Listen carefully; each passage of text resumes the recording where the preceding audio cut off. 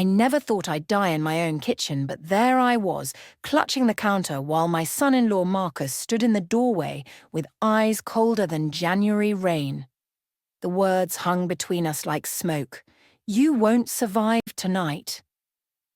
My name is Eleanor Winters, and at 63 years old, I'd survived plenty. A difficult childhood in foster care, a tumultuous first marriage that ended when I was 25, raising my daughter Vanessa alone while working double shifts at the hospital, and then finally, blessedly, finding love again with Gerald. We'd had 12 good years before the cancer took him. I thought I knew what survival meant. I thought I'd seen the worst humanity had to offer. I was wrong. Marcus Harding entered our lives 3 years ago at Vanessa's company fundraiser. He was magnetic in the way some men are, not traditionally handsome, but possessed of a confidence that filled whatever room he occupied. Vanessa, my brilliant, beautiful daughter with her master's degrees in architecture and her careful, methodical approach to life, fell for him like a stone dropping into deep water. 6 months of whirlwind dating, then an engagement. I'd had reservations then, small ones, the kind any mother might have. He was charming, certainly, but there was something rehearsed about it, like he'd studied the part of the perfect boyfriend and performed it flawlessly. But Vanessa glowed around him, and who was I to dim that light? After everything she'd been through, her father's abandonment when she was 7, the years of therapy to work through the abandonment issues, the eating disorder in high school that nearly killed her, she deserved happiness. So I swallowed my concerns and smiled at their wedding, danced with Marcus at the reception, welcomed him into what remained of our small family. The first year of their marriage seemed fine. They bought a house in Riverside Heights, a neighborhood I could never have afforded on my retirement income. Vanessa's career flourished. Marcus worked in commercial real estate, or so he said. He drove expensive cars and wore watches that cost more than my monthly pension. When I asked Vanessa about it, she'd wave it off. "He's good at what he does, Mum. He's had some big deals close." But then came the small changes. Vanessa started cancelling our weekly lunches. When we did see each other, she seemed distracted, anxious. She'd lost weight, and not in a healthy way. The sparkle I'd fought so hard to restore to her eyes had dimmed again. When I pressed her about it, she insisted everything was fine. "Just work stress, Mum. You know how it is." I didn't believe her, but what could I do? She was an adult, married, living her own life.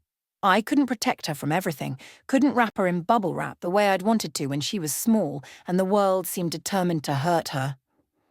Then, 2 months ago, Vanessa showed up at my door at 11 o'clock at night. Her face was blotchy from crying, and when she hugged me, she trembled like a frightened animal. We sat at my kitchen table, the same one where Marcus would later threaten my life, and she told me pieces of a story that made my blood run cold. "He's not who I thought he was," she whispered, gripping her coffee mug so tightly I thought it might shatter. "The money, the business deals, Mum. None of it's real. Not the way he told me. He's involved in something. I don't know what exactly, but I found documents, bank statements from accounts I didn't know existed. There's so much money moving around, and none of it makes sense." "Have you confronted him?" I asked, already knowing the answer. She shook her head. "I'm scared. When I ask questions about anything, he gets this look. Not angry exactly, but cold. Like he's calculating something. And his friends, these men who come to the house sometimes, they're not normal business associates. There's something off about all of them." I held her hand across the table. "You can leave. You know that, right? You can stay here.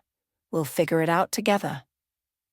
But Vanessa had looked at me with eyes full of a pain I recognized. It was the same look she'd had as a 7-year-old watching her father pack his bags. "It's not that simple. He has access to everything, all my accounts, my credit cards. We bought the house together, but he handled all the paperwork. I don't even know what I legally own anymore. And Mum, I think he knows that I know. I think he's been watching me, checking my phone, following me. I can feel it." We talked until dawn, making plans, discussing options. I contacted an old friend from my nursing days whose daughter was a divorce attorney. We set up a confidential meeting for the following week. Vanessa would gather whatever documents she could find and we'd start building a case. It felt manageable then, like a problem we could solve with the right help and careful planning. That meeting never happened. 3 days after our late-night conversation, Vanessa called me sobbing. "He knows, Mum. I don't know how, but he knows I've been looking into things. He came home from work early and found me in his office. He didn't yell or threaten me, but he made it clear that I need to stop asking questions. He said some things are better left unknown. What does that even mean?" "Pack a bag and come here right now," I told her. "We'll sort out the legal stuff later. Your safety is what matters." But she didn't come. She made excuses, said she was overreacting, insisted she needed to try to work things out. I recognized the pattern, the same one I'd seen in countless patients during my years in the emergency room. Women with haunted eyes and careful explanations for their injuries. I'd never imagined my own daughter would fall into that trap.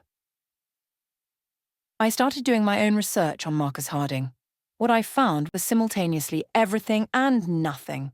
His digital footprint was immaculate, too immaculate. A LinkedIn profile with vague job descriptions and glowing recommendations from people whose own profiles seemed equally hollow. A Facebook account with photos of him and Vanessa at restaurants and vacation spots, all smiling, all perfect. But when I dug deeper, trying to find information about his past, his family, his previous work history, I hit walls.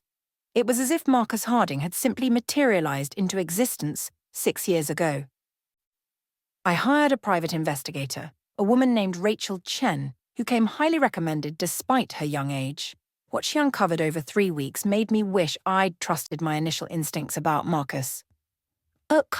His real name wasn't Marcus Harding, it was Michael Hargrove, and he had a sealed juvenile record in Michigan. Rachel couldn't access the details, but she found newspaper articles from 20 years ago about a wealthy family found dead in their home, parents and a younger brother. Michael, then 17, had been the only survivor. He'd claimed to have been staying at a friend's house that night. The case was ruled a home invasion gone wrong, though the articles Rachel found hinted at suspicions that were never proven. Michael inherited everything, sold the estate, and disappeared from public record. Until he resurfaced as Marcus Harding, commercial real estate investor, perfect husband material. Rachel also found connections to a series of suspicious business deals in 3 different states.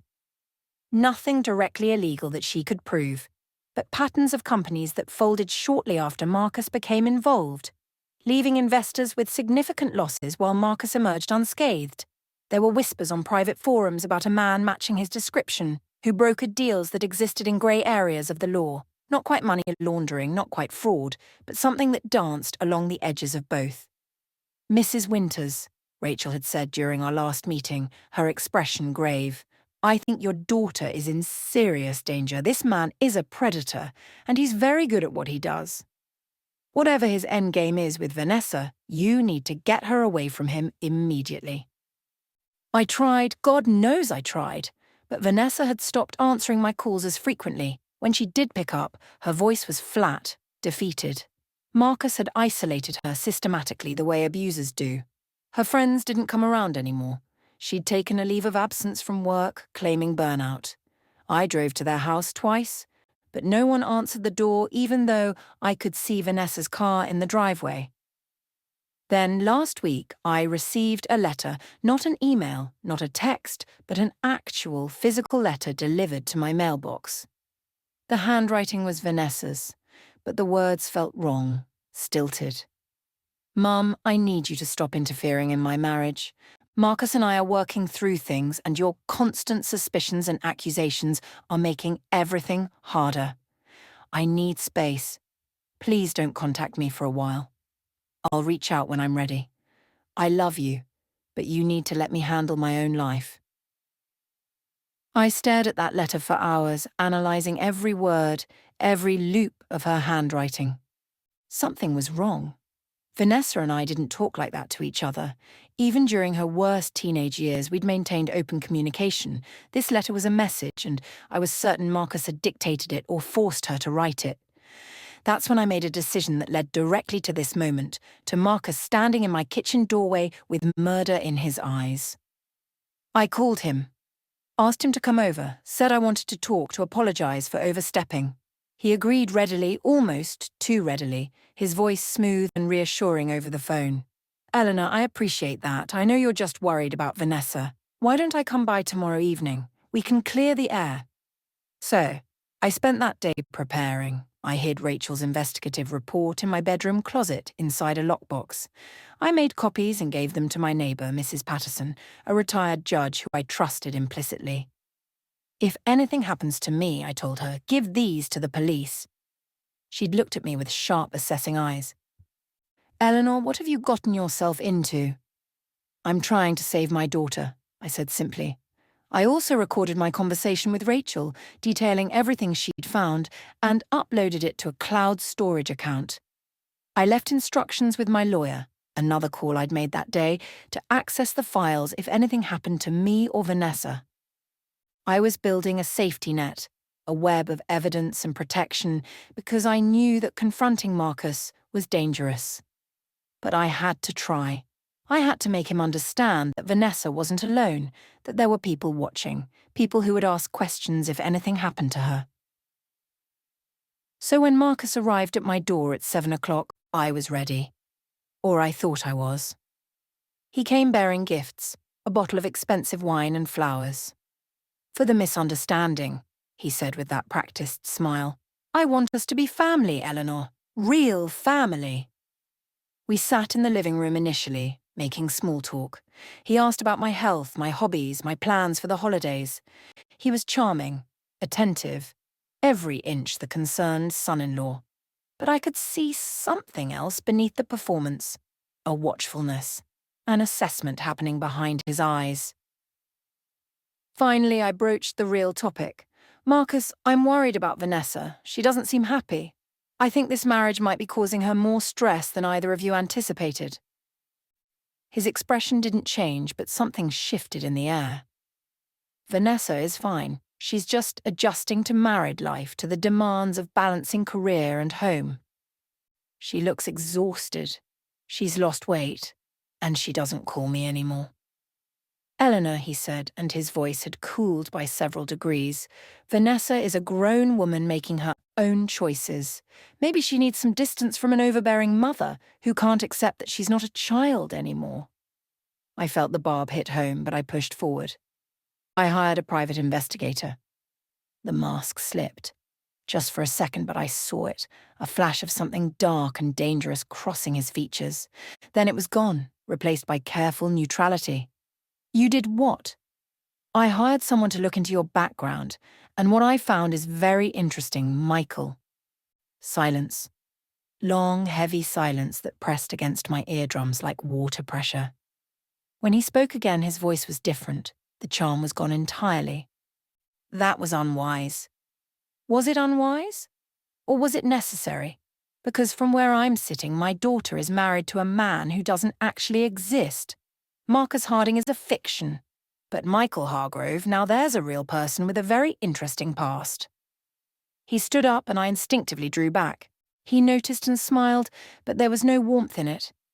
You have no idea what you're interfering with, Eleanor. Then explain it to me. Explain why you've lied to my daughter about everything. Explain the money, the business deals. Explain what really happened to your family when you were 17. Some things are better left buried, he said, moving toward the kitchen. I followed, keeping distance between us, my phone in my pocket with 911 ready to dial. That's when we ended up where we are now, him in the doorway, me by the counter, with those words hanging in the air. You won't survive tonight. My heart hammered against my ribs. Is that a threat? It's a statement of fact. You've made yourself a problem, and problems get solved. That's just business. If anything happens to me, people will know. I've made arrangements. He laughed, and it was genuine amusement. You think you're the first person to try that? Eleanor, you're a retired nurse living on a pension in a quiet neighborhood. If you die of a heart attack or a fall down the stairs, who's going to question it? You're the right age, the right demographic. These things happen. The police will investigate. No, they won't. Because there will be nothing to investigate. You'll have a tragic accident, and your grief-stricken daughter and son-in-law will mourn appropriately. In fact, this might be the thing that finally brings Vanessa and me closer together. Shared grief is powerful. I felt terror trying to claw its way up my throat, but I forced it down. I'd survived too much to let this predator see me break. You're going to kill me, right here, right now. I'm explaining reality to you. What happens next is your choice. You can forget everything you've learned, destroy whatever evidence you think you have, and let Vanessa and me live our lives. Or you can continue down this path and suffer the consequences. Those are your options.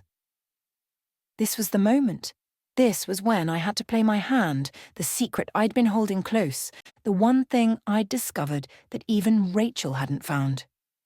I know about the money, I said quietly. He went very still. What money? The money you stole from the Hendersons. The real reason you're with Vanessa. I watched his face, saw the calculations happening. The Hendersons were Vanessa's maternal grandparents, my former in-laws. We'd never been close, especially after their son abandoned us. But when they died 5 years ago, they'd left everything to Vanessa in a trust. $2 million to be released on her 35th birthday, or in the event of financial hardship, as determined by the trust administrator. Vanessa turned 35 last month. Vanessa doesn't even know, does she? I continued, seeing I'd hit a nerve. She doesn't know the trust matured. But you found out somehow. That's what this has all been about. You married her for the money, and you've been positioning yourself to take it. Marcus's expression had gone completely blank. You're guessing. I'm not. I contacted the trust administrator after I started looking into your background. It took some convincing, but when I explained my concerns about a potential fraudulent claim on the trust, they confirmed that someone had been making inquiries. Someone claiming to be Vanessa's husband, asking about access procedures. This was partially true. I had contacted the trust administrator, but they'd been far less forthcoming than I was implying. But I'd made an educated guess based on the patterns Rachel had found. Marcus always followed the money. When I'd learned about the trust from Vanessa's grandmother's old attorney, pieces had clicked into place. But here's the thing, I said, my voice stronger now. The trust has specific provisions. Vanessa has to claim it in person with proper identification and answer a series of security questions that only she would know. Questions her grandmother chose about their relationship, their shared memories. You can't access it without her, and you can't forge her identity through this process. So you need her alive, compliant, and willing to sign paperwork. Marcus stared at me for a long moment. Then he did something unexpected. He laughed again, but this time it sounded almost admiring. You're smarter than I gave you credit for. Most people don't dig that deep. I protected my daughter once from a man who tried to destroy her. I'll do it again. But here's what you're missing, he said, moving closer. I gripped the counter harder. Even if everything you say is true, even if you've left your little insurance policies with neighbors and lawyers, what does it matter? Right now, Vanessa is at our house, and she has no idea where I am. One phone call from me, and my associate who's currently sitting in a car down the street from our home will make sure she has a terrible accident. A gas leak, maybe. Or a fall. Something tragic and completely untraceable to me. The terror was back, icy fingers around my spine. You're bluffing. Am I? Do you want to test that theory? Because I promise you, Eleanor, if I walk out of here feeling threatened, if I think for 1 second that you're going to cause problems, Vanessa dies tonight. And then you die. And I collect the insurance money from both of you and move on with my life. I've done it before. His words echoed what Rachel had found in those old newspaper articles. Your family. My family was weak. My father was a drunk who squandered money. My mother was useless. My brother was a liability. They were holding me back from potential. I fixed the problem. You murdered them. I freed myself from burden. There's a difference. And I'll do the same with you and Vanessa if necessary, but I'd prefer not to. Murder is messy, requires cleanup, attracts attention, so here's my counteroffer. You back off. Completely. You tell anyone who asks that you were mistaken, that you're just a worried mother who overreacted. You destroy whatever evidence you've collected. And in exchange, I let Vanessa live. She'll give me access to the trust money. We'll stay married for another year or so, then we'll divorce amicably. She'll be sad, but alive. Isn't that worth your silence? I wanted to believe he'd keep that bargain, but I knew better. Men like Marcus didn't leave loose ends. Even if I agreed, even if I did everything he asked, he'd find a way to eliminate both of us once he had what he wanted. But I also knew that if I refused, he'd make that phone call, and Vanessa would die. I needed time, needed to think, needed to find a way out of this corner he'd backed me into. How do I know Vanessa's really in danger right now? How do I know you're not lying about having someone watching her? He pulled out his phone, typed something and held it up to me. A text message conversation time-stamped from just minutes ago. Status. And the response. In position. Awaiting instructions. One word from me, Marcus said quietly. That's all it takes. My mind raced through options. I could try to run, get to my phone, call the police. But even if I did, even if they believed me and sent someone to check on Vanessa, Marcus would have time to send that text. I could try to physically overpower him, but he was younger, stronger, and I had no illusions about my chances. I could scream hope Mrs. Patterson heard, but her hearing wasn't what it used to be, and Marcus would stop me before I made enough noise. I was trapped, and he knew it. What's it going to be, Eleanor? Do we have an understanding? I opened my mouth to respond, to buy time with false compliance, when the doorbell rang. We both froze. Marcus's expression shifted to irritation. Expecting someone? I wasn't, but I seized the opportunity. My neighbour checks on me every evening. If I don't answer, she'll call the police. It was a lie, but a plausible one. Marcus's jaw tightened. The doorbell rang again, followed by a knock. Don't answer it, he said. But then a voice came through the door, young and male. Pizza delivery. Neither of us had ordered pizza. Marcus looked at me suspiciously. I shook my head, genuinely confused. Mrs. Winters, I have a large pizza here that's been paid for. The note says it's from your daughter? Vanessa. My heart leaped. Had she somehow known I needed help? Had she sent someone? Marcus moved quickly, grabbing my arm and pulling me away from the door. His grip was painful. You're going to send him away. Tell him it's a mistake. If you try anything, I send the text. Understand? I nodded. He released my arm and positioned himself behind the door, where he'd be hidden when it opened. I walked to the front door on shaky legs and opened it carefully, keeping the chain lock engaged. A young man in his 20s stood there holding a pizza box, looking bored. But his eyes sharpened when he saw my face, and I realized I must look terrified. Are you okay, Mum? There's been a mistake. I didn't order pizza. It's already paid for, cash. The note definitely says this address in your name. He held up a small piece of paper and I could see Vanessa's handwriting. For Mum, enjoy dinner, love, V. She knew. Somehow she knew I was in danger. I'm really okay, I started to say, but the delivery driver's eyes had moved past me, fixing on something behind me. Marcus must have shifted, become partially visible. Is someone else here? The driver asked, his voice carrying an edge of concern. My son-in-law, I said quickly. He stopped by for a visit. But the driver wasn't looking at Marcus anymore. He was looking at me, really looking, and I saw recognition dawn. You're Eleanor Winters, right? The nurse who worked at County General. I blinked, surprised. Yes. You saved my sister's life 12 years ago. Car accident. She was bleeding out. Amy Rodriguez? You kept her alive until the surgeon could operate. I remembered. A teenage girl, so young, so scared, and I'd held her hand and talked to her and made sure she knew she wasn't alone while we fought to save her. Amy, is she okay? She's a nurse now because of you. She wanted to help people the way you helped her. He handed me the pizza box, but his expression had changed. Alert, protective. Mum, if you need help, blink twice. Behind me, I felt Marcus tense. This was spiraling out of his control. I had a choice to make in that split second: involve this innocent young man in something dangerous or send him away and face Marcus alone. I blinked twice. The driver nodded slowly. I'm going to call my supervisor about this address, make sure we got the order right. I'll be right back. He emphasized the words, and I understood. He was calling the police. I tried to close the door, but Marcus was there, pushing past me, opening it wider.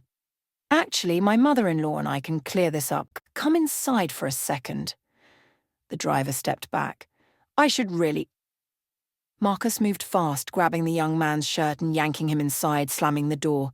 The pizza box fell, sauce and cheese splattering across my entryway floor. You should have minded your own business, Marcus said coldly. The driver, I realized I didn't even know his name, tried to fight back, but Marcus hit him hard across the face. The young man crumpled. No, I screamed, moving forward, but Marcus pushed me back. Now we have a bigger problem, he said, breathing hard, looking down at the unconscious driver. This is your fault, Eleanor. All of this is your fault. He pulled out his phone, and I knew he was going to send that text, going to order Vanessa's death, and probably ours too now that there was a witness. I didn't think. I just acted. I grabbed the heavy ceramic vase from the hallway table, the one Gerald had bought me on our 10th anniversary, and swung it with every ounce of strength I had. It connected with the side of Marcus's head with a sickening crack. The phone flew from his hand, skittering across the floor. He staggered, blood running down his temple, and turned to look at me with an expression of genuine surprise. Then he lunged. I tried to dodge, but Marcus was faster, his hand closing around my throat as we crashed against the wall. The vase fell from my grip, shattering into pieces that cut my feet through my slippers. His face was a mask of rage, blood streaming from the wound on his head, and I knew I was going to die. You stupid woman, he hissed, tightening his grip. I gave you a chance. Black spots danced across my vision. I clawed at his hands, but my strength was nothing compared to his. This was how it ended, I thought dimly. After everything I'd survived, I'd die in my own hallway at the hands of my daughter's husband. Then the pressure released suddenly as Marcus stumbled backward, the pizza delivery driver on his back, arm wrapped around his neck in a chokehold. The young man's nose was bleeding, his eye already swelling, but he held on grimly. Run, he shouted at me. Get out! Call the police! I scrambled for Marcus's phone on the floor, but Marcus threw himself backwards, slamming the driver against the wall with brutal force. The young man's grip loosened, and Marcus spun, delivering a punch that sent him sprawling again.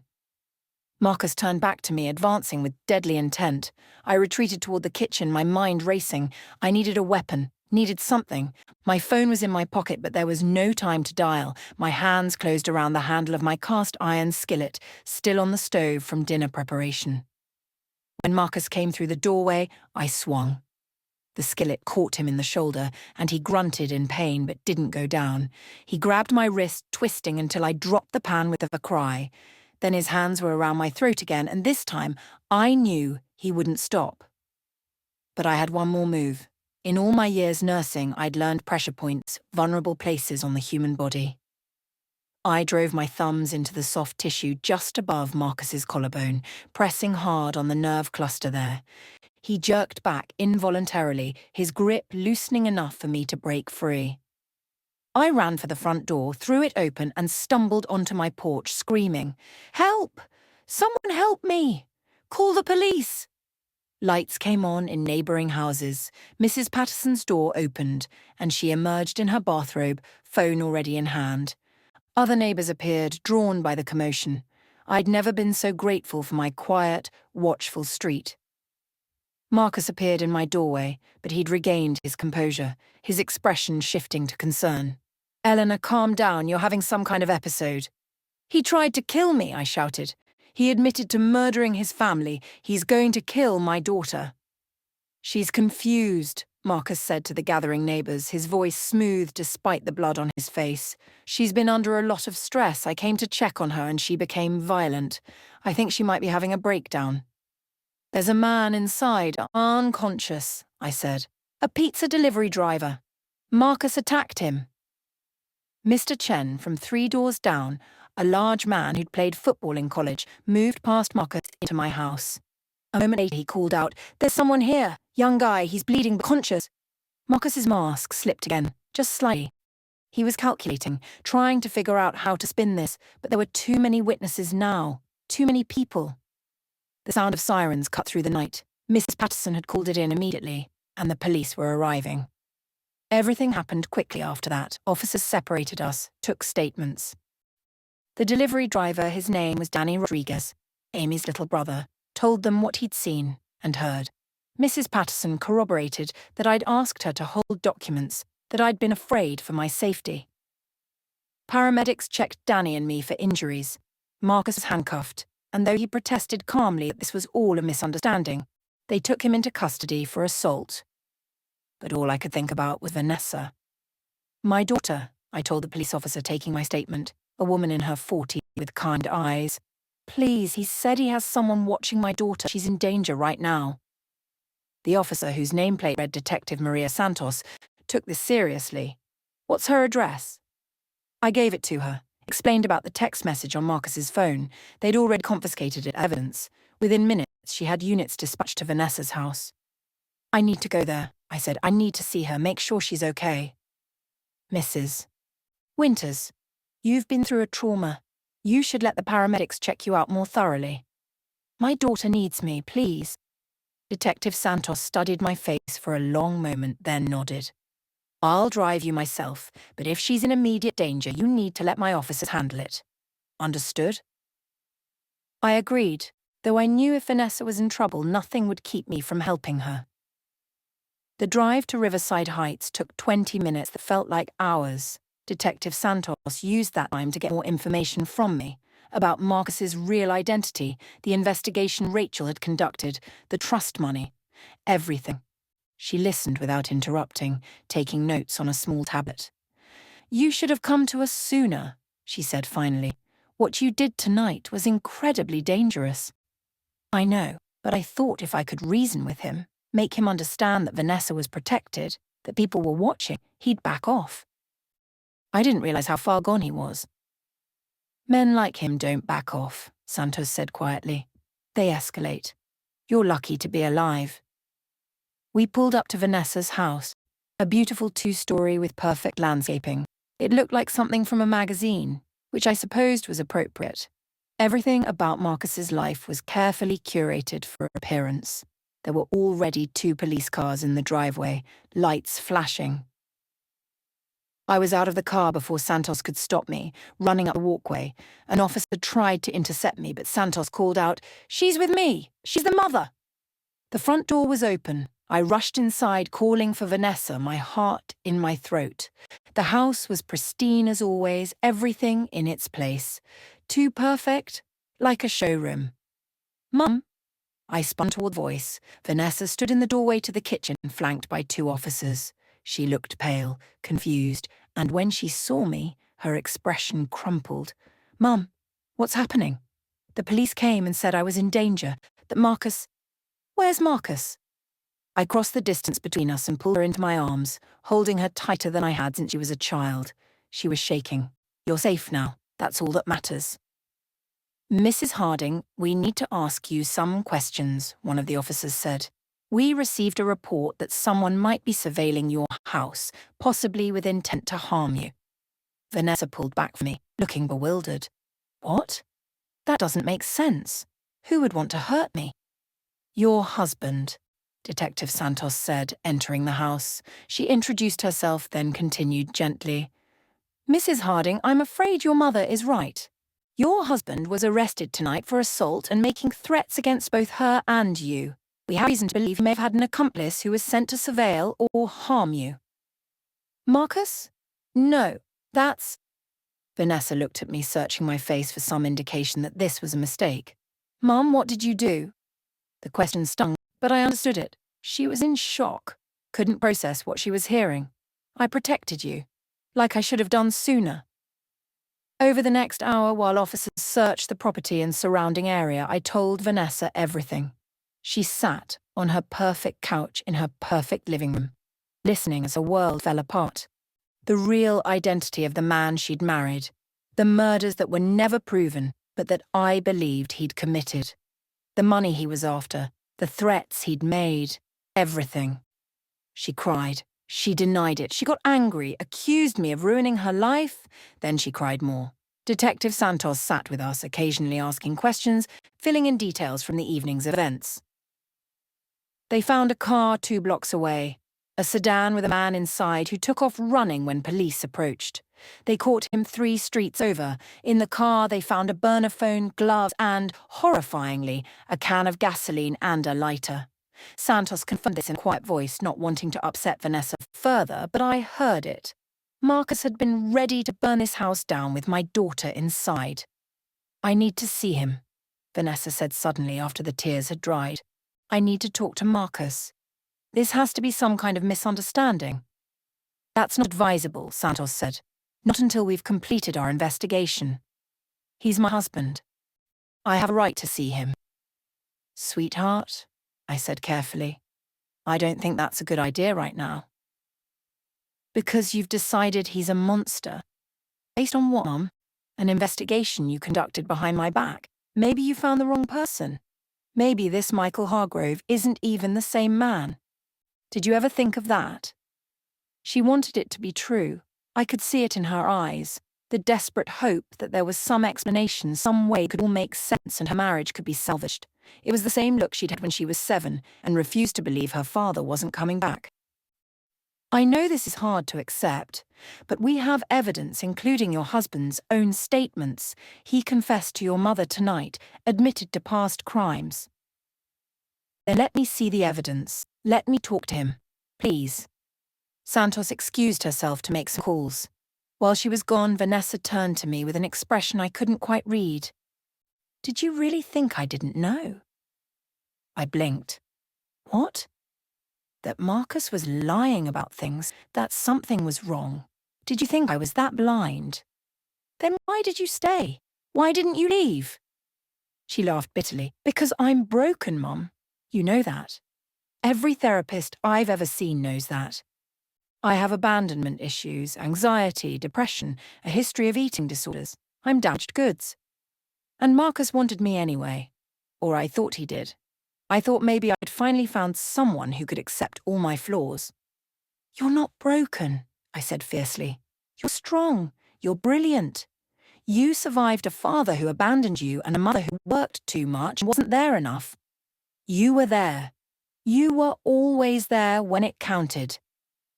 Then let me be here now. Let me help you through this. She looked at me with Gerald's eyes, that same grey-blue that could shift between storm and calm. I found something last week. After I wrote you that letter that Marcus made me write, I kept digging. I found a folder in his office hidden behind a fake panel. There were documents about the trust, Mum. He knew about the money. He'd known before he even proposed to me. He'd researched my entire family history. My heart broke for her. I'm so sorry. I also found documents about you. He'd been investigating you too. Your medical history, your finances, everything. There were notes about your routines when you were home alone when neighbours would be away. He was planning something. I knew it. But I didn't want to believe it and I was scared. So scared that if I confronted him again, he'd... She trailed off, unable to finish the sentence. He'd kill you, I finished for her. Like he killed his family. I sent the pizza, she said quietly. I knew he was going to your house tonight. I heard him on the phone earlier talking to someone about taking care of a problem. I realized he meant you, but I couldn't call the police because I didn't have proof, and I thought if I did, he'd know I was the one who reported him. So I sent Danny with the pizza, hoping that if something happened, there'd be a witness, someone who could help you. You saved my life, I said. That boy, Danny, recognized me. He was Amy Rodriguez's brother. Do you remember Amy? The girl from the car accident. You kept her picture on your desk at the hospital for years. Danny helped me fight back. And when he saw I was in trouble, he didn't hesitate. Your quick thinking put him there at exactly the right moment. Vanessa started crying again, but differently this time. Not the tears of denial, but of release, of finally being able to stop pretending everything was okay. I held her, and we sat like that until Detective Santos returned. Mrs. Harding, we've recovered your husband's phone, Santos said. We'll need your permission to search this house as well, to gather evidence. But I wanted you to know, we accessed the text messages. The person in the car outside was definitely sent by your husband. The messages are explicit about their intentions. If your mother hadn't confronted him tonight, if this hadn't come to a head when it did... She didn't finish, but we understood. Search whatever you need to, Vanessa said. I want to know everything, every lie, every secret, all of it. Over the next several hours, as dawn began to break over the Riverside Heights, a picture emerged that was worse than even I had imagined. The police found multiple fake identities in Marcus's home office, along with detailed records of his schemes going back years.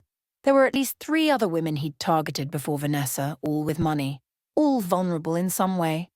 One had died in a suspicious accident shortly after marrying him. The others had divorced him and disappeared, changed their names, moved away, too scared to press charges. There were also documents related to the trust, including a sophisticated plan to forge Vanessa's identity once he gained access to her grandmother's security information. He'd been working on this for months, slowly gathering details, preparing for the exact moment the trust would mature. But perhaps most chilling were the notebooks. Marcus kept detailed journals of his thoughts and plans. Reading excerpts that Detective Santos shared was like peering into the mind of someone who saw other people as chess pieces, as means to an end. There was no emotion in his descriptions of the women he'd married, no real affection, just cold assessment of their usefulness. About Vanessa, he'd written. Subject shows strong attachment patterns despite trust issues. Insecure enough to accept minimal affection as devotion. Mother is a potential obstacle at elderly, manageable through isolation tactics. Timeline, 18 months to access of funds, then disposal of both liabilities. Disposal, he'd written it so casually, like discussing taking out the trash. I want to see him, Vanessa said again, after reading that passage. But her tone had changed. The desperation was gone, replaced by something harder. I want to look him in the eye and ask him if any of it was real. This time, Detective Santos agreed to arrange it. It might actually help the case if you're willing to have a conversation with him while wearing a wire. If he confesses to anything, admits to his plans, it will strengthen our evidence significantly. He'll know something's wrong, Vanessa said. He's too smart for that. He thinks you're weak, I said bluntly. He thinks you'll believe whatever he tells you, that you need him too much to really push back. Use that, let him think he can still manipulate you. Santos looked at me with something like respect. You'd be a good detective, Mrs. Winters. I was a good nurse. Same skills. Observation, pattern recognition, understanding human nature. The meeting was arranged for later that afternoon at the police station. Marcus had been formally charged with assault, uttering threats, and conspiracy to commit murder. His bail hearing wouldn't be until the following day, but he'd agreed to speak with Vanessa with his lawyer present. While we waited, Rachel Chen, my private investigator, arrived after hearing about the arrest from the news. She brought her files, offering them to the police investigation. She also brought new information she'd uncovered just that morning. I couldn't sleep after hearing about everything, Rachel said, spreading documents across the kitchen table. So I kept digging into Michael Hargrove's past. I finally found someone willing to talk. A cousin who lived near the family when the murders happened. She agreed to a phone interview, and what she told me changes everything. We all leaned in. Rachel consulted her notes. According to this cousin, whose name I'm keeping confidential for her safety, Michael was a disturbed child. He tortured animals, showed no empathy for others, displayed classic signs of antisocial personality disorder. The parents tried to get him help, but every therapist they took him to eventually refused to see him. He was that manipulative, even as a kid. What about the murders? Santos asked. Did she have any insight into that? She says everyone in the family knew Michael did it, but there was no proof. He'd planned it perfectly. The night of the murders, he was documented at a friend's house, multiple witnesses, timestamps, everything. But the cousin says Michael had been talking for months about how his family was holding him back, how he'd be better off without them. She even claims she heard him say once that he knew exactly how to commit the perfect murder. Why didn't she tell the police this at the time? I asked. She was 12 years old and terrified. Michael had threatened her before, told her if she ever said anything about their conversations, he'd hurt her parents. She believed him. She still believes he could find her if he wanted to, even now. Vanessa had been silent through this, but now she spoke. The friend, the one who alibied him that night. Who was it? Rachel flipped through her notes. Someone named David Kramer. They were classmates, apparently close friends. Is he still alive? Yes, actually. He lives in Oregon now. Why? Vanessa's expression was thoughtful. Michael. He doesn't have close friends, not real ones. Everyone around him is useful for something, serves a purpose. If this David person was close enough to provide an alibi for murder, Marcus must have had leverage over him, something to make sure he'd never talk. You're thinking like an investigator, Santos said with approval. That's good instinct. I'm thinking like someone who's been manipulated by him for 3 years. I know how he operates. Rachel agreed to track down David Kramer and try to arrange an interview. Meanwhile, it was time for Vanessa to face her husband. We drove to the police station in Detective Santos's car. Vanessa was quiet, staring out the window at the city passing by. I wanted to tell her she didn't have to do this, that we had enough evidence already, but I knew she needed this closure. She needed to face him one more time, not as a victim, but as someone who understood exactly what he was. At the station, they fitted Vanessa with a small microphone and recorder. Her lawyer had arrived, the same attorney I'd contacted weeks ago, and he briefed her on what to expect, what kinds of questions to ask, how to steer the conversation without being obvious. Remember, he said, you're not trying to trick him. You're just being yourself, asking the questions any wife would ask in this situation. Let him dig his own grave. I wasn't allowed in the interview room, but I watched through one-way glass along with Detective Santos and 2 other officers. When Marcus was brought in, I felt my throat tighten with rage. He looked tired, the wound on his head bandaged, but he still carried himself with that same confidence, like he was in control, like this was just a minor setback. Then he saw Vanessa, and his expression softened into concern. It was masterful acting. If I hadn't known the truth, I would have believed he genuinely cared. Vanessa, thank God, he said, reaching for her hands across the table. His lawyer reminded him not to touch, and he withdrew. I'm so sorry you're caught up in all this. Your mother, she's clearly not well. I think she's been having paranoid delusions, and when I tried to talk to her about it, she became violent. Vanessa looked at him with an unreadable expression. My mother said you tried to strangle her. I was defending myself. She attacked me with a vase, then a frying pan. I had to restrain her to protect myself. The delivery driver misunderstood what he was seeing. And the man in the car outside our house, the one with gasoline and a lighter. Marcus's pause was brief but noticeable. I don't know anything about that. Maybe your mother hired him to make me look bad. She's been investigating me, Vanessa. Did you know that? She hired a private detective, has been trying to dig up dirt on me for weeks. I know, she told me. Vanessa's voice was steady. She said you're not really Marcus Harding, that your real name is Michael Hargrove. That's... Vanessa, I can explain that. It's complicated, but it's not what she's making it sound like. So it's true. You changed your name. He glanced at his lawyer, who gave him a slight nod. Yes, but there were good reasons. My family. There was a tragedy when I was young. My parents and brother were murdered. I was the only survivor, and the media attention, the scrutiny, it was too much. When I turned 18, I legally changed my name to start fresh. That's not a crime. Why didn't you tell me before we got married? Because it's painful. Because I wanted to leave that part of my life behind. Can you understand that, wanting to escape your past? It was a good answer, tailored specifically to Vanessa's own struggles with her history. I saw her flinch slightly at the implication. My mother says you killed them. Your family. Marcus's expression hardened. Your mother is delusional. I was investigated thoroughly at the time. I was cleared. I had nothing to do with what happened to my family, and it's deeply hurtful that she would make such an accusation. The trust money, Vanessa said, changing tactics. Did you know about it before we got married? Another pause. What trust money? From my grandparents, $2 million that I can access now that I've turned 35. Did you know about it?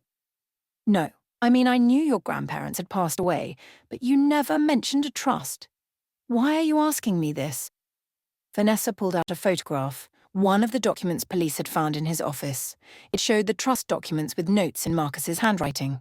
This was in your office, behind a hidden panel. Marcus stared at the photograph.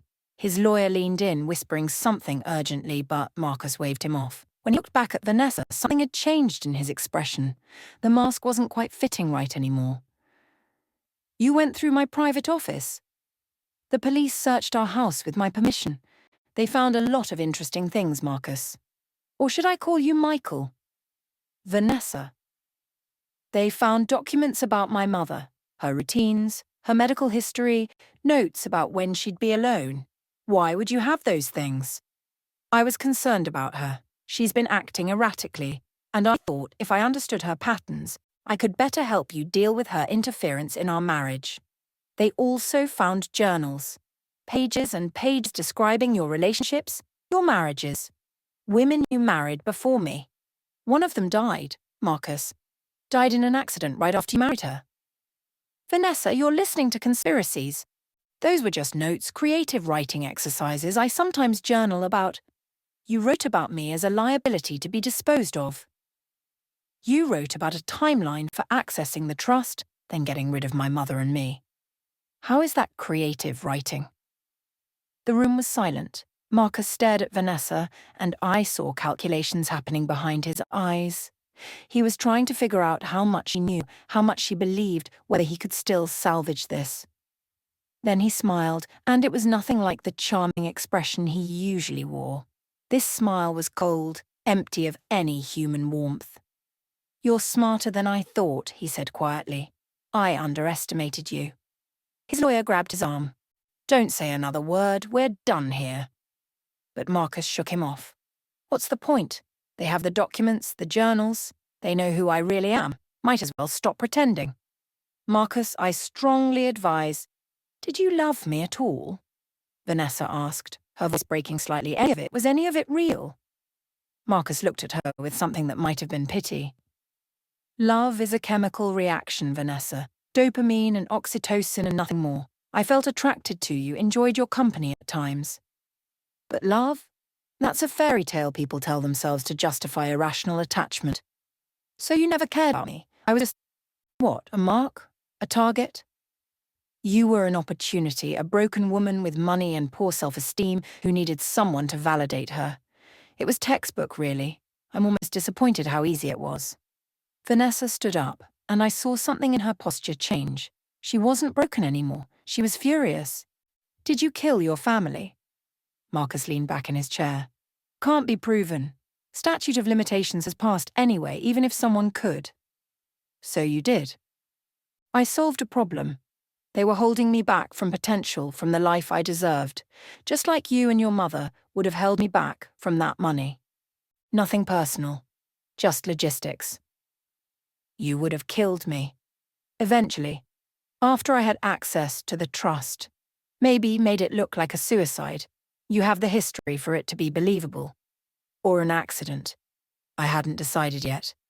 His lawyer had his head in his hands. Detective Santos was writing furiously, documenting every word. And Vanessa just stared at the man she'd married, the man she'd shared a bed with, the man who'd planned her murder with the same casual consideration someone might give to a grocery list. Oh, I want a divorce, she said finally. Mark laughed. That's the least of my concerns right now. And I want you to know something. I'm not broken. I never was. I had challenges, I had trauma to work through, but I survived. And I'll survive this too. You're going to rot in prison for what you've done, what you planned to do. And every day you're in there, I hope you think about how you underestimated the broken woman and her elderly mother who took you down. She turned and walked out without looking back. I met her in the hallway, pulled her into a hug while she shook with adrenaline and delayed shock. Detective Santos emerged from the observation room with a grim but satisfied expression. We got everything we needed, she said.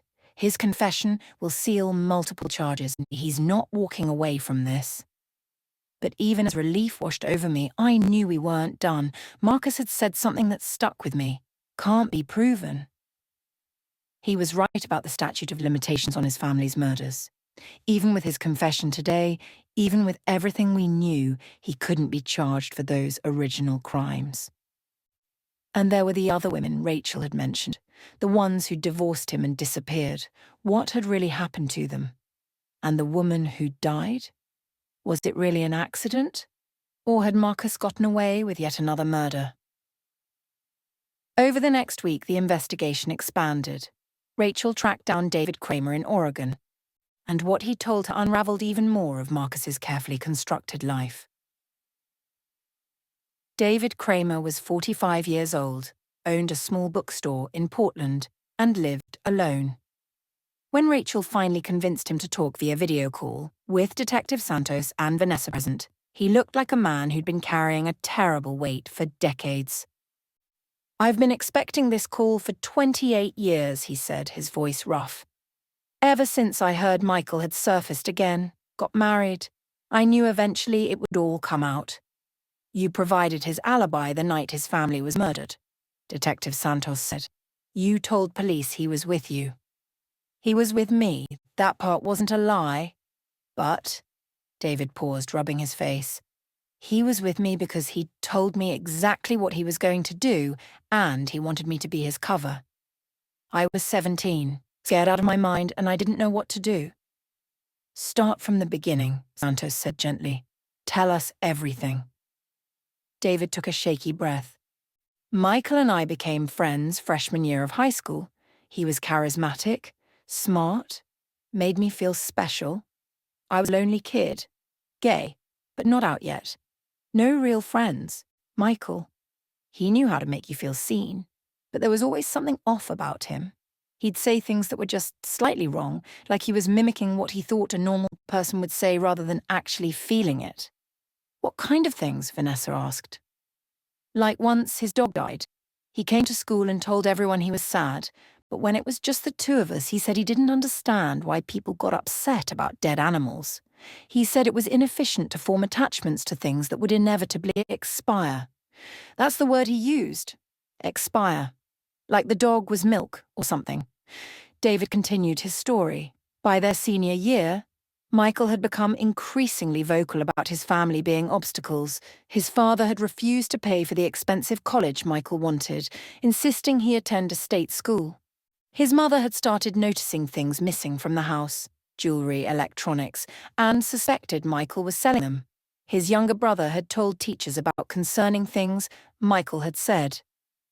Michael told me about his plan 3 weeks before he did it, David said, and the guilt in his voice was palpable.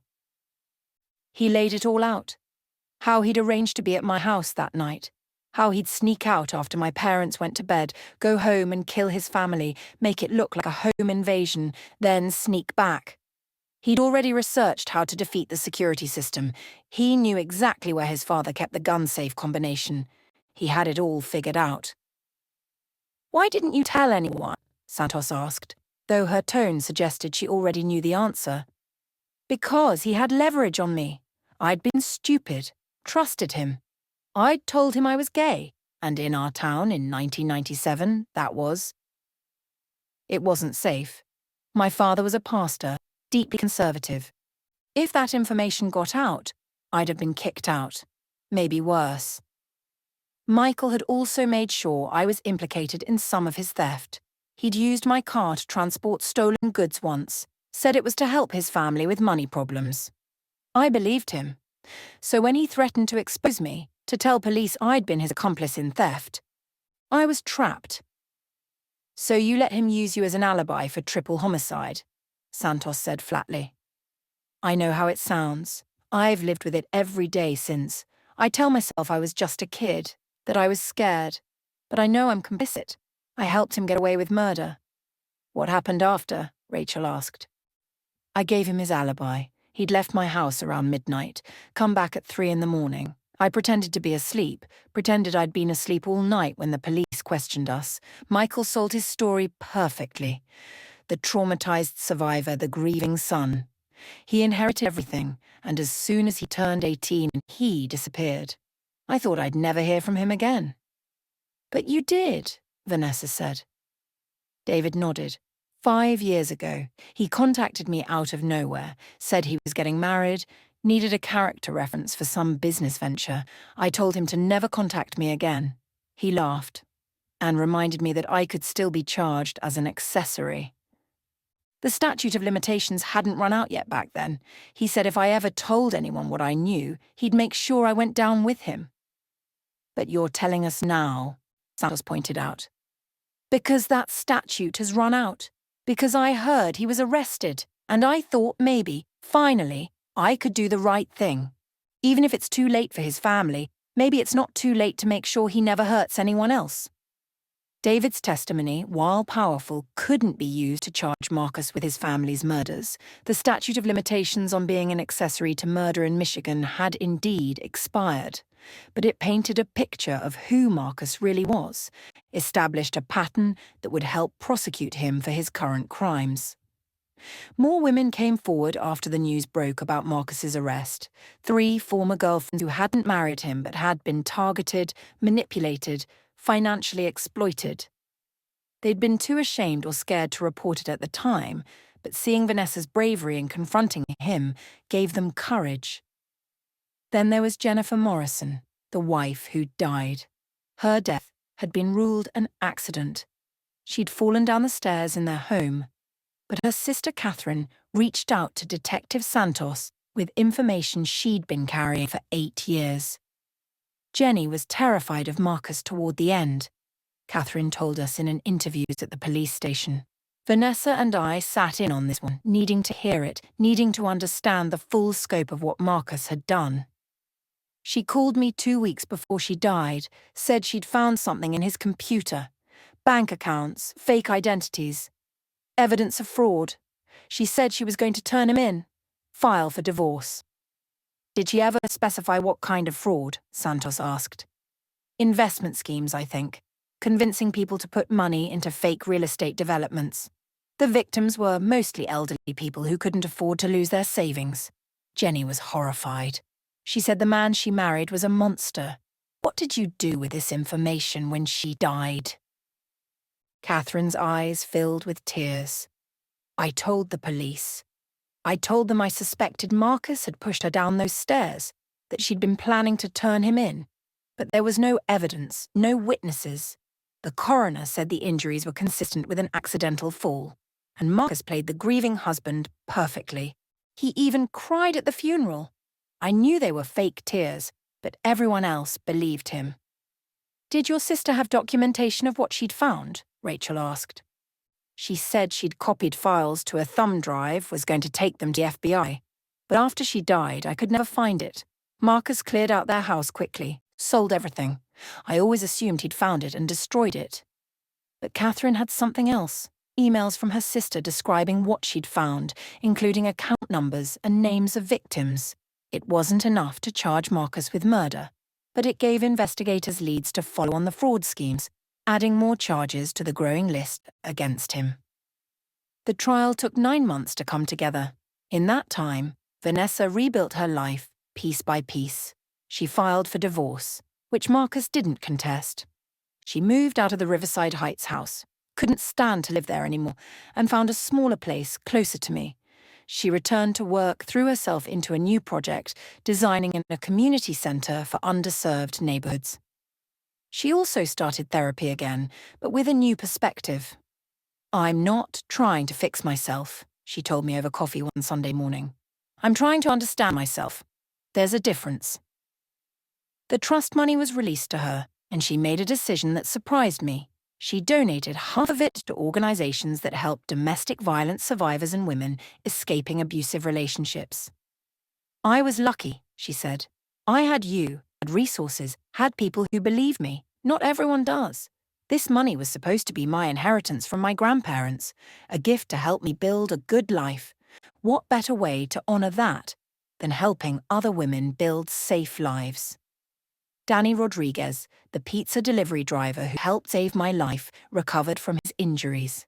He and his sister Amy came to visit us, and it was a strange, wonderful reunion. Amy was indeed a nurse now, working in pediatrics. She and Vanessa bonded over their shared experiences of trauma and recovery.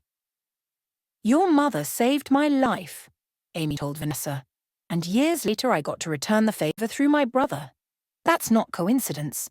That's the universe keeping accounts balanced." Rachel Chen became more than just an investigator we'd hired. She became a friend. She'd found her calling in helping people like us, uncovering truths that others wanted buried. She even started teaching self-defense classes for women, something she said she'd wanted to do for years. Mrs. Patterson, my neighbor, revealed that she'd been a family court judge for 30 years before retiring. "I saw so many cases like yours," she told me. "Women trapped by men who knew exactly how to exploit the system. I'm glad I could help, even in a small way." The community that had formed around our crisis became a source of strength. We weren't victims anymore. We were survivors, and we were helping others survive too.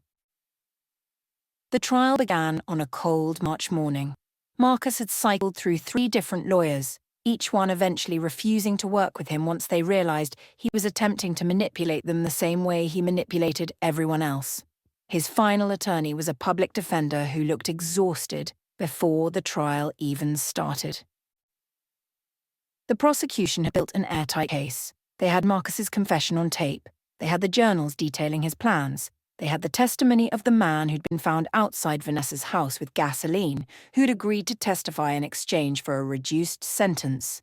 He'd been hired through an online marketplace for criminals, paid in cryptocurrency, never even met Marcus in person.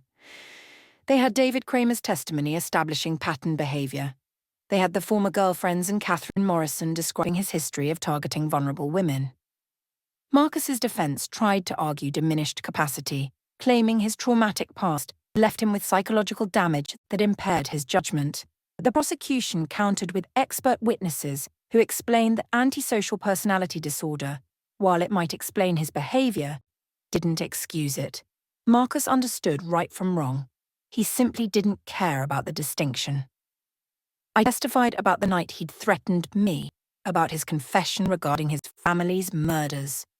Vanessa testified about the manipulation, the control, the gradual isolation. Her voice never wavered, even when Marcus stared at her from the defense table with those cold, empty eyes. The moment that broke the courtroom's composure came when the prosecution played a video. Marcus had apparently recorded himself once, years ago, discussing his philosophy about life and relationships. The recording had been found on an old laptop during the investigation of his storage unit. In the video, a younger Marcus sat in what appeared to be a dorm room, speaking directly to the camera. The biggest mistake people make is believing in inherent human value. We're just animals, complex biological machines. Some machines are more efficient than others. I've realized I'm one of the efficient ones. I can process information faster, see patterns others miss, accomplish goals without the handicap of unnecessary emotion. Most people are handicapped by empathy, by love, by irrational attachments. They call it humanity. I call it weakness. The truly superior individual recognizes these limitations and operates without them. That's what I am, unencumbered by the weaknesses that hold others back. Watching it, listening to him casually discuss viewing other people as inferior machines, made my skin crawl. But it also crystallized exactly who Marcus was, not a person who'd been damaged by trauma, but someone who fundamentally lacked the capacity for human connection, who weaponized that lack into a predatory lifestyle. The jury deliberated for 3 days. When they returned, their verdict was unanimous. Guilty on all counts. Attempted murder, conspiracy to commit murder, multiple counts of fraud, identity theft, assault. The judge was a stern woman in her 60s who looked at Marcus with barely concealed contempt during sentencing. Mr. Hargrove, or Harding, or whatever name you choose to go by, you are a danger to society. You have demonstrated a complete inability to value human life, treating people as objects to be used and discarded. This court sentences you to 45 years in prison without possibility of parole. I hope you spend every day of that sentence contemplating the lives you've destroyed. Marcus showed no reaction. Even at the end, he remained in control of his mask, refusing to give anyone the satisfaction of seeing him rattled. But as they led him away, he looked directly at Vanessa and me. Just for a second, the mask slipped completely, and I saw rage, pure, impotent rage at being beaten by the women he'd considered weak and manageable. Vanessa lifted her chin and stared back. She didn't flinch, didn't look away. After everything, she was still standing. In the months after the trial, life gradually returned to something resembling normal. Vanessa started dating again, carefully, slowly, but with a new awareness of red flags and boundaries. She joined a support group for survivors of sociopathic abuse and eventually became a volunteer speaker, sharing her story to help others recognize the warning signs. The house in Riverside Heights sold, and Vanessa used her portion of the proceeds to start a foundation in her grandmother's name, providing resources and support for women trying to escape dangerous relationships. Catherine Morrison became involved, honoring her sister's memory by helping others avoid Jennifer's fate. Shriti, I retired fully from nursing, but found a new calling teaching self-defense classes at the community center Vanessa had designed.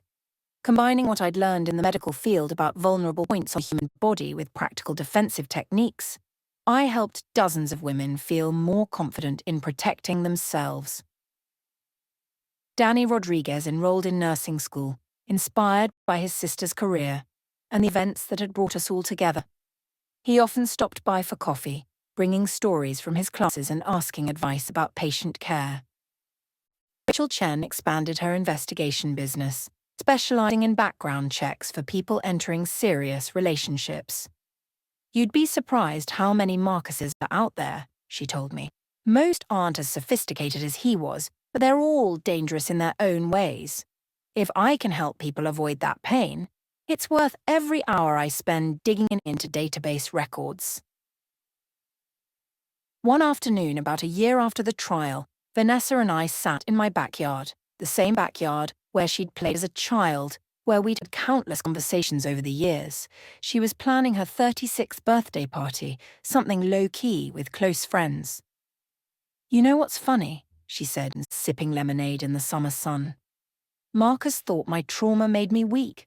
He chose me because he thought my abandonment issues and anxiety meant I'd be easy to control.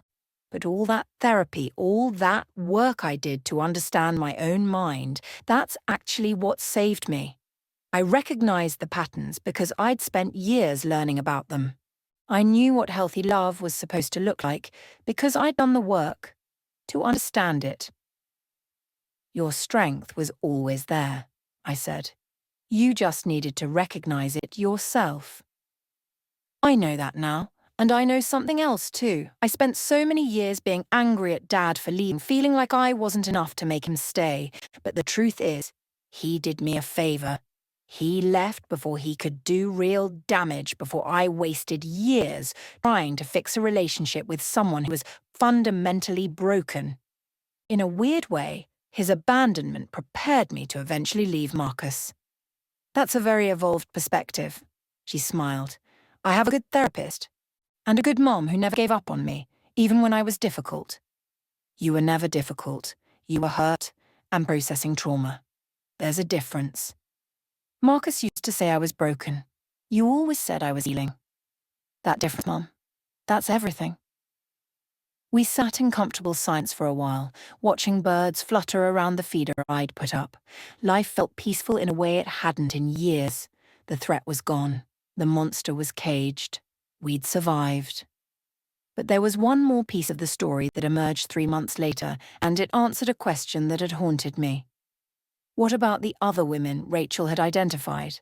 The ones who'd married Marcus and then disappeared?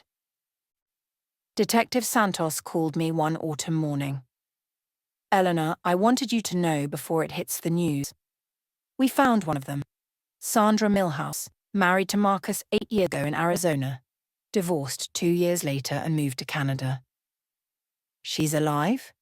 I felt relief wash over me. She is, and she's agreed to talk. She said when she heard about Marcus's arrest, she felt like she could finally breathe again. She's been hiding for 6 years, terrified to find her and finish what he started. Sandra's story was remarkably similar to Vanessa's, the whirlwind romance, the gradual control, the isolation, the discovery that Marcus wasn't who he claimed to be. But Sandra had gotten out earlier before Marcus's plans reached their final stages. I found the journals, Sandra told us via video call, her voice still carrying traces of fear even though Marcus was in prison. The ones where he wrote about how to best access my inheritance and then dispose of me. I copied everything, took my evidence to a lawyer and filed for divorce. But my lawyer warned me that proving attempted murder would be nearly impossible. Marcus had been too careful, never made explicit threats. Everything could be explained away as dark fiction or misunderstood notes. So you ran, Vanessa said. We were sitting together for this call, Vanessa holding my hand. I ran, changed my name legally, moved to Vancouver, started over. I was too scared to come forward because I thought he'd find me. But seeing you stand up to him, Vanessa, seeing you survive and thrive, it made me realize I could stop hiding. The other woman Rachel had identified, Karen Chen, remained missing. Despite extensive investigation, no trace of her had been found since her divorce from Marcus 5 years ago. Detective Santos believed she might be dead, another victim that Marcus had successfully made disappear, but without evidence there was nothing they could prove. That uncertainty haunted me. Somewhere a woman was either hiding in fear like Sandra had been, or she'd lost her life to Marcus's machinations, and no one would ever know. It was a reminder that for all the justice we'd achieved, some wounds remained unhealed, some questions unanswered. But we'd saved Vanessa, we'd stopped Marcus before he could claim another victim, and we'd created something positive from the trauma, a network of support, resources that would help countless other women recognize danger and escape it. 2 years after Marcus' sentencing, I stood in the community centre Vanessa had designed, watching her cut the ribbon on the new wing dedicated to survivor resources. It housed counselling offices, legal aid services, temporary housing assistance, and educational programs. The wing was named after Gerald, my late husband, whose insurance money had helped fund the project. He always wanted to help people, I'd told Vanessa when she suggested the dedication. He'd be so proud of what you've built. The ceremony was attended by dozens of survivors Marcus had never met, but whose lives had been changed by the resources we'd created in the wake of his destruction. Sandra Milhouse was there, having moved back to the United States now that she felt safe. Catherine Morrison came with her children, Jennifer's nieces and nephews who would grow up knowing their aunt had tried to stop a predator. Danny Rodriguez attended with Amy, both of them now working as nurses at County General, where I'd spent so many years. Rachel Chen gave a speech about the importance of trusting intuition, of looking beneath surface charm, of asking questions when something feels wrong. Eleanor Winters trusted her gut, Rachel said, gesturing to where I sat in the front row. She knew something was off about Marcus Harding, and she didn't stop digging until she found the truth. That persistence saved her daughter's life and led to justice for countless others. We should all aspire to be that kind of protective force in someone's life. When it was Vanessa's turn to speak, She stood at the podium with confidence I never doubted she'd reclaim. "I was told I was broken," she said to the assembled crowd. "I was targeted because someone believed my past trauma made me weak and controllable, but trauma doesn't break us. It teaches us. It shows us our capacity to survive, to adapt, to grow stronger. Every person in this room has survived something. That survival is your superpower. This center exists to remind you of that, to give you the tools to not just survive, but thrive." The applause was thunderous. I watched my daughter, this brilliant, resilient woman who'd faced down a monster and won, and I felt pride so intense it brought tears to my eyes. After the ceremony, as people mingled and shared stories, Detective Sands approached me. She'd become a friend over the past 2 years, occasionally stopping by for coffee to discuss her cases, the ones that reminded her why she'd become a police officer in the first place. "I wanted to tell you something," Santos said. "We've been training officers on recognizing signs of sociopathic manipulation, using Marcus's case as the primary example. Your decision to document everything, to build that network of protection before confronting him, probably saved dozens of future victims. You set a model for how to safely expose a predator." "I just did what any mother would do," I said. "No," Santos corrected gently. "Most mothers would have confronted him directly, gotten killed, and Marcus would have successfully painted them as unstable.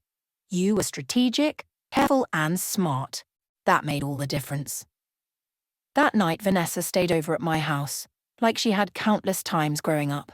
We made popcorn and watched old movies, comfortable in each other's presence. Around midnight, as we were getting ready for bed, she paused at the door to the guest room. "Mum, can I ask you something? That night when Marcus threatened you, when he told it you wouldn't survive the night, were you afraid?" I considered the question. Terrified. But I was also angry.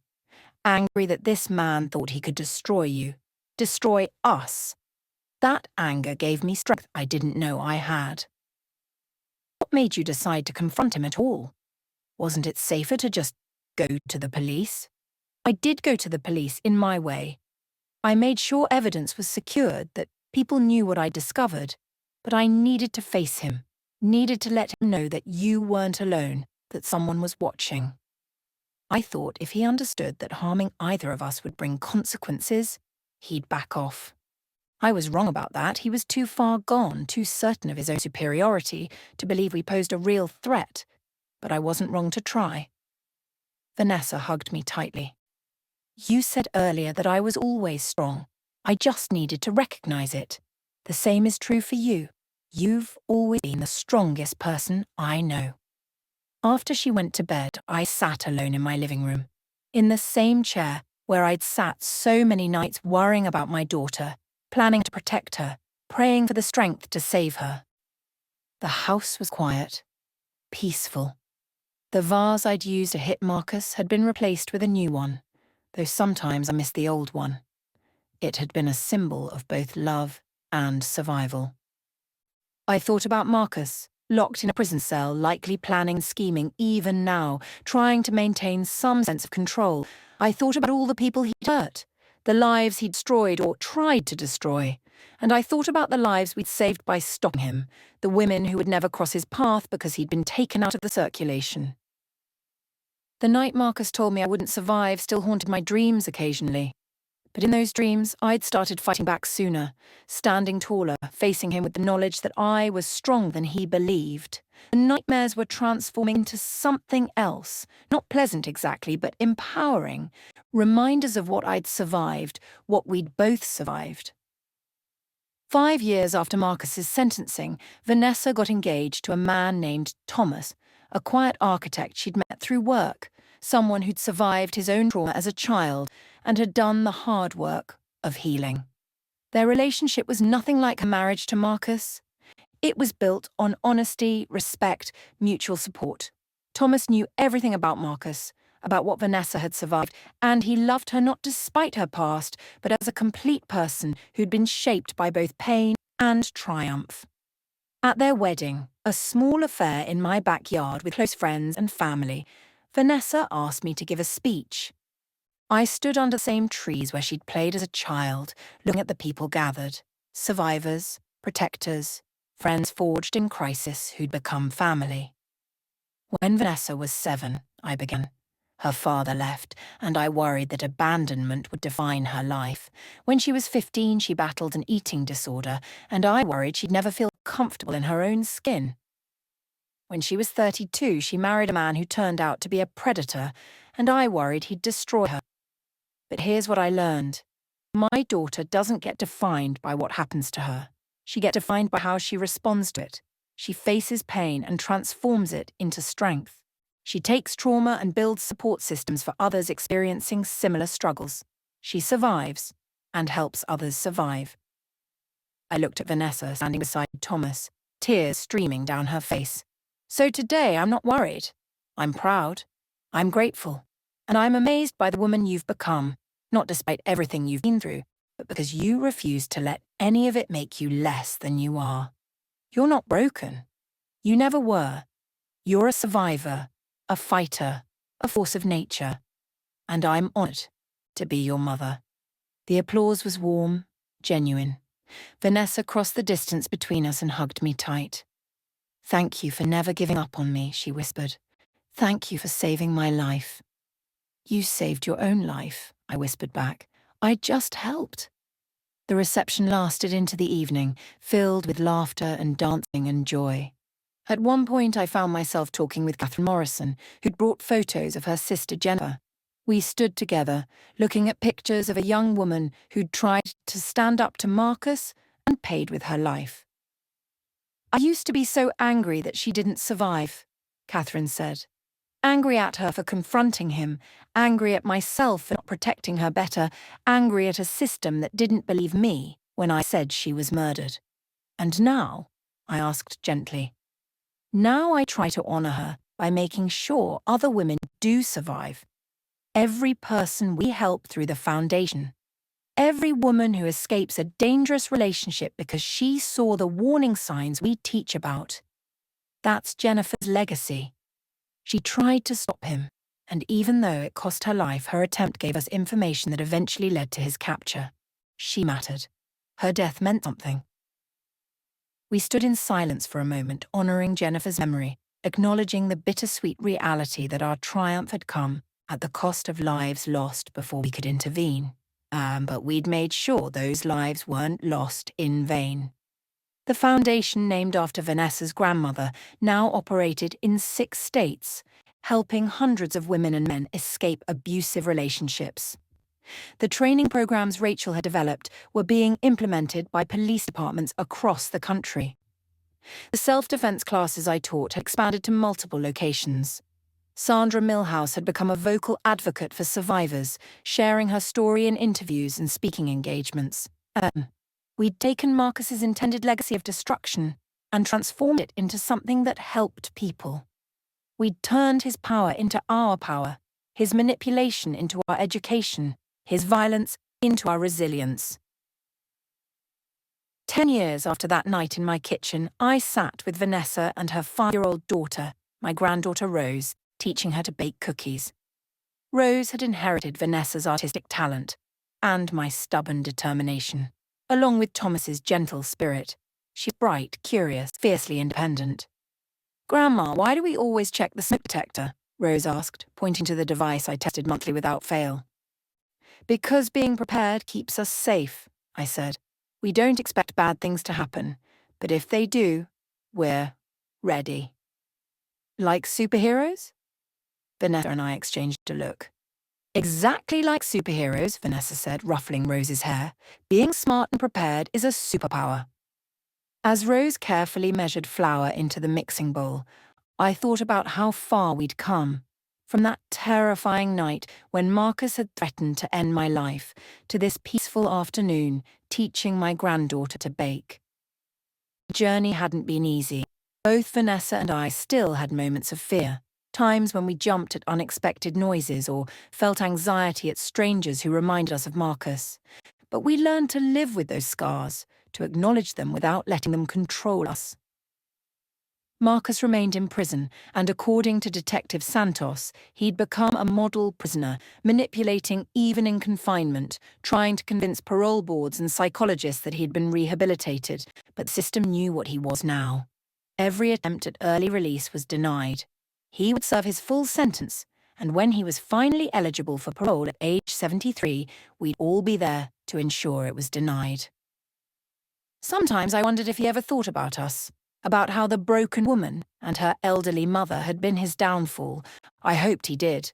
I hoped every day of his imprisonment he remembered underestimating us, remembered the moment when his perfect plan unraveled because he'd miscalculated human resilience. But mostly I didn't think about Marcus at all. He'd taken up enough space in our lives during those terrifying months.